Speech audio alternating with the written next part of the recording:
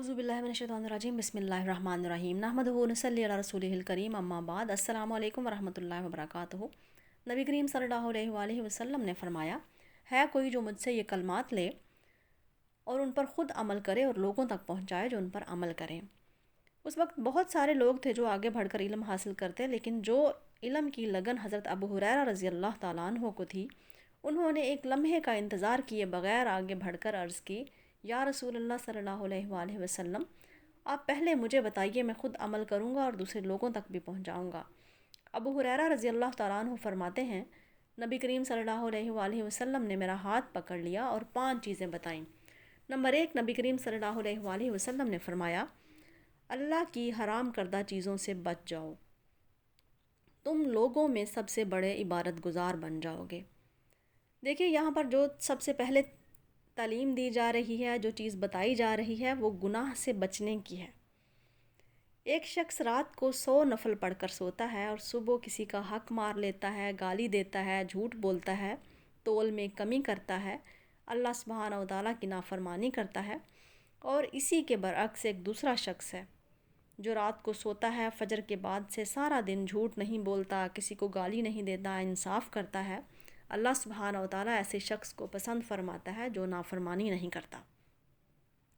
Number 2، نبی کریم صلی اللہ علیہ وآلہ وسلم نے فرمایا، اللہ سبحانہ و تعالیٰ کے دیے ہوئے پر راضی ہو جاؤ، لوگوں میں سب سے بڑی غنی ہو جاؤ گے۔ دیکھیے انسان دل سے غنی بنتا ہے، دولت کی کثرت سے نہیں۔ کتنے ہی لوگ ہیں جو کتنے دولت مند ہیں اور ان کی دولت کی ہوس ہی ختم نہیں ہوتی، تو وہ سخاوت کیا کریں گے، کسی کی مدد کیا کریں گے، کسی کو کیا دیں گے۔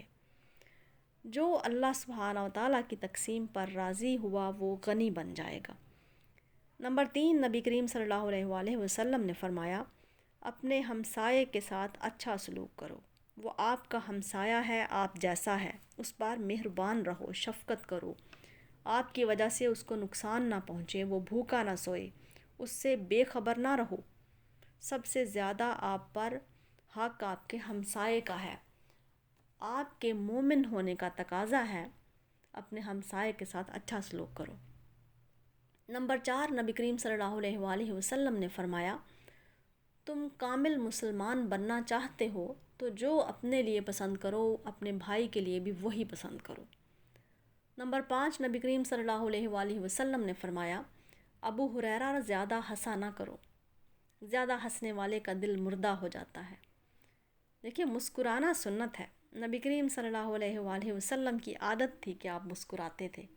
کہا نبی کریم صلی اللہ علیہ وآلہ وسلم نے کبھی نہیں لگایا اور کہا لگانے سے منع فرمایا ہے۔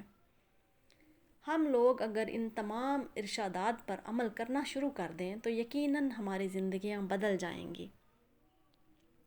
اللہ سبحانہ و تعالیٰ کی نافرمانی سے بچیں، اللہ سبحانہ و تعالیٰ کے فرما بردار بنیں۔ نبی کریم صلی اللہ علیہ وآلہ وسلم نے فرمایا، جس کسی نے بھی حدیث سن کر آگے لوگوں تک پہنچائی، اللہ سبحانہ و تعالیٰ اس کے چہرے کو روشن فرما دے۔ نبی کریم صلی اللہ علیہ وآلہ وسلم پر کروڑوں درود و سلام ہو۔